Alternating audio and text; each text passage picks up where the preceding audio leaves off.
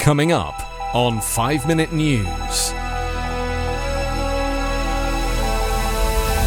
Moscow forcibly taking Ukrainian civilians to Russia. North Korea test fires biggest ballistic missile yet. And Donald Trump sues Hillary Clinton for alleged Russian collusion. It's Friday, March 25. I'm Anthony Davis. Ukraine accused Russia on Thursday of forcibly taking hundreds of thousands of civilians from shattered Ukrainian cities to Russia, where some may be used as hostages to pressure Kiev to give up. Lyudmila Denisova, Ukraine's ombudsperson, said 402,000 people, including 84,000 children, had been taken to Russia. The Kremlin gave nearly identical numbers for those who have been relocated, but said they wanted to go to Russia. Ukrainian officials said that the Russians are taking people's passports and moving them to filtration camps in Ukraine's separatist-controlled east before sending them to various distant, economically depressed areas in Russia. Ukraine's rebel-controlled eastern regions are predominantly Russian-speaking, and many people there have supported close ties to Moscow. A month into the invasion, the two sides traded heavy blows in what has become a devastating war of attrition. Ukraine's navy said it sank a large Russian landing ship near the port city of Berdyansk that had been used to bring in armoured vehicles. Russia claimed to have taken the eastern town of Izium after fierce fighting. At an emergency NATO summit in Brussels, Ukrainian President Volodymyr Zelensky pleaded with Western allies via video for planes, tanks, rockets, air defense systems and other weapons, saying his country is defending our common values. US President Joe Biden, in Europe for the summit and other high-level meetings, gave assurances that more aid is on its way, though it appeared unlikely the West would give Zelensky everything he wanted for fear of triggering a much wider war.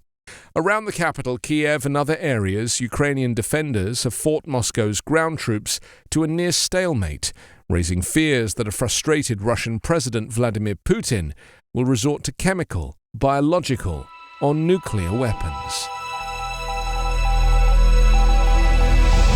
North Korea has confirmed it test-fired its biggest intercontinental ballistic missile yet, under the orders of leader Kim Jong-un, who vowed to expand the North's nuclear war deterrent while preparing for a long-standing confrontation with the United States.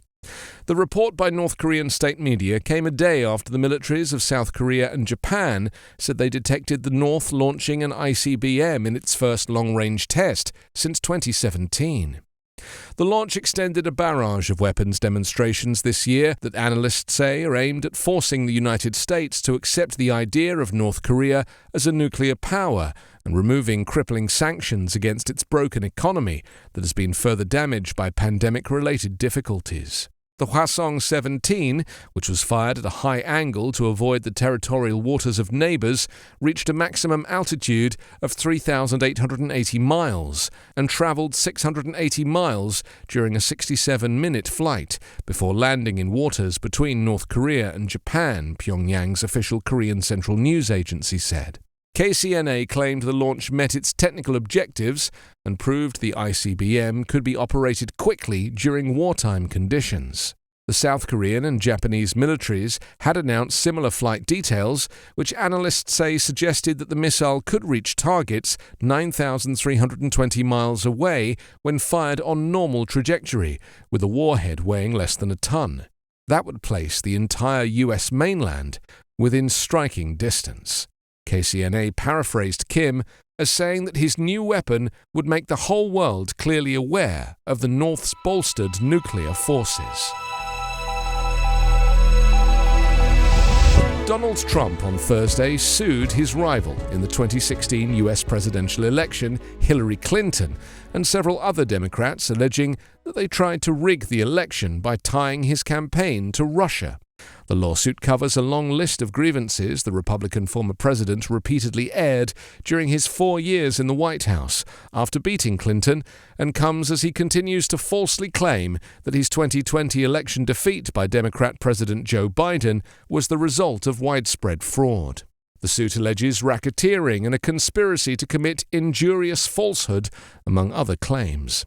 Jeff Grell, a lawyer who specializes in racketeering cases, said Trump may have waited too long in bringing his racketeering claims. Civil racketeering claims are governed by a 4-year statute of limitations, Grell said, but there is usually a big dispute about when that 4-year period begins to run. The defendants in Trump's lawsuit include Christopher Steele, a former British intelligence officer. A dossier written by Steele, which was circulated to the FBI and media outlets before the November 2016 election, set out assertions that Russia had embarrassing information about Trump and some of his Republican campaign advisors, and that Moscow was working behind the scenes to defeat Clinton. A 966-page report issued by a Republican-led U.S. Senate committee in 2020 concluded that Russia used Republican political operative Paul Manafort and the WikiLeaks website to try to help Trump win the 2016 election. In 2019, Special Counsel Robert Mueller released an exhaustive report that detailed numerous links between the Russian government and the Trump campaign. Mueller said in his report that the Russian government perceived it would benefit from a Trump presidency and worked to secure that outcome, and that the campaign expected it would benefit electorally from information stolen and released through Russian efforts. You can subscribe to 5-Minute News on YouTube with your preferred podcast app. Ask your smart speaker or enable 5-Minute News as your Amazon Alexa flash briefing skill. Subscribe, rate and review online at 5minute.news. 5-Minute News is an Evergreen podcast covering politics, inequality, health and climate, delivering independent, unbiased and essential world news daily.